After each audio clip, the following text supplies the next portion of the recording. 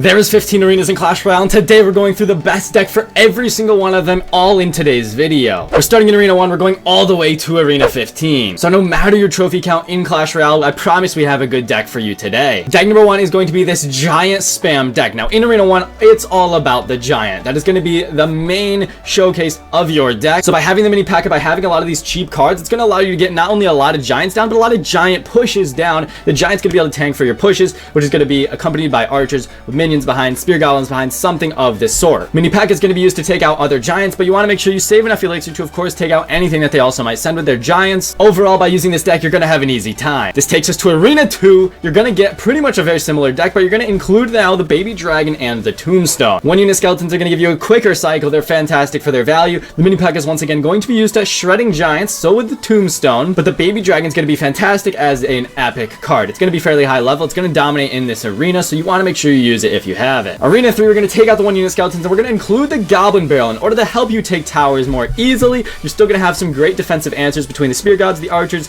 the mini P.E.K.K.A. Of course, going to be shredding those giants. You also have the tombstone in order to distract, baby dragon as a support and defensive card, and then the giant once again to build some push. It's a great combination you can do is throw the giant down at the bridge and then goblin barrel. If they don't have arrows in cycle, that will probably take their tower. Arena 4, this is where it starts to get a little crazy. We're going to include now the giant skeleton instead of the giant, and then the skeleton army instead of the spear goblins. We're adding some big upgrades here. This is going to make the deck a lot stronger. Giant skeleton's incredibly good. He does a lot of damage, and as a tank, he's going to be even more effective than the giant was, even though he's a little more expensive. Skeleton army is going to be a great ground answer for pretty much everything. They're going to need to use their arrows on it, and then that will open up free reign for your goblin barrel to shred their towers. Now think about it. If they arrows your goblin barrel on defense, then you can just skeleton army anything they send at you pretty much. It's going to get the job done. Arena 5, this is where the deck gets pretty much its next level. All first 4 arenas, you know, you're going to dominate, you're going to have an easy time, but this is going to take the deck to an S level, S tier level deck. I promise you're not going to take hardly any L's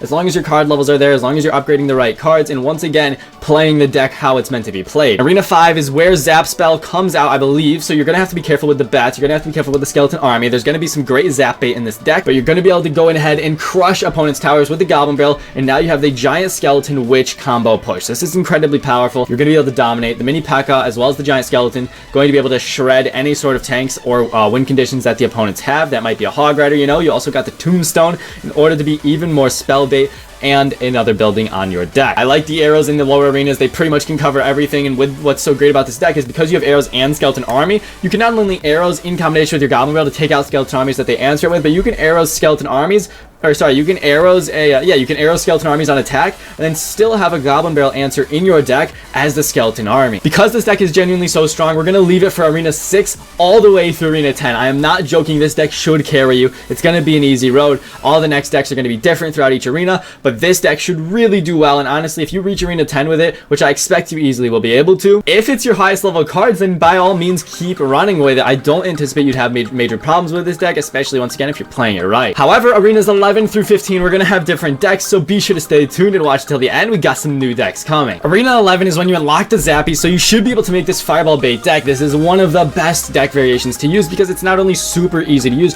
but it's very powerful and difficult for under-level players to deal with. Every single card in this deck will get you a lot of value, and you also have the triple spells, which is going to help you against all the goblin barrels, all the spam bait cards that you might go against. If you're worried about using this deck because of potential Mega Knights, I can understand why, because Mega Knights could be good answers to some of the stuff in this deck, but all you have to do is wait and strategically play your pigs or royal hogs as soon as they go with the Mega Knight, or just wait and don't place them, force out the Mega Knight, and then go with the royal hogs opposite lane. A lot of playing with these decks is knowing your opponent's cycle, knowing what counters your deck, then playing around that, trying to figure out best solutions mid-match. Arena 12's best deck is going to be this Hog Rider Valkyrie deck with the Inferno Tower Dark Goblin. This doesn't have a ton of air defense. It's going to be the weakest part of this deck. You still have the Inferno Tower Dark Goblin and Fire Spirit with the quick cycle. It's honestly doable, but this deck will counter so many decks that you're going to be facing. You also have the Hog Earthquake in order to absolutely dominate. I'm really a big fan of this cycle deck. Arena 13, you unlock the Goblin Drill, so you'd be crazy to not want to be using the Giant Skeleton Goblin Drill cycle deck with the Musketeer. This variation is not as strong as the one with Archer Queen, but it's still incredibly powerful. With the Giant Skeleton being as good as he is, guys, all you need to do is cycle and spam Goblin Drills.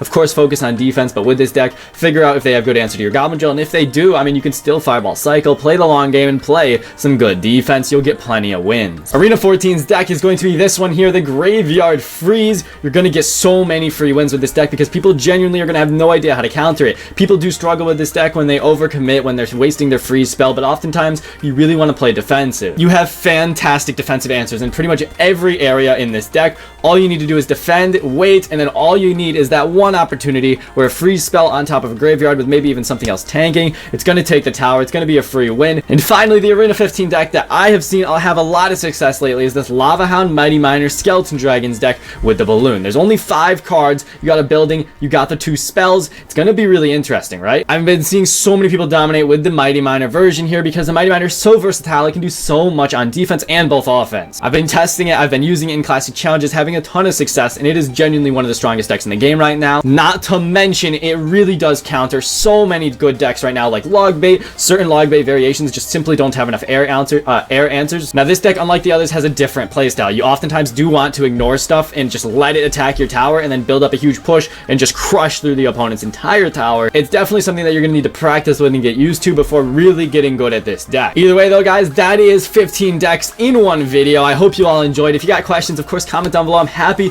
to read you guys' comments, respond, and let you know what's going on. But thank you so much for watching, everybody. Have a fantastic day. Best of luck in your battles. Master Diddy-san out.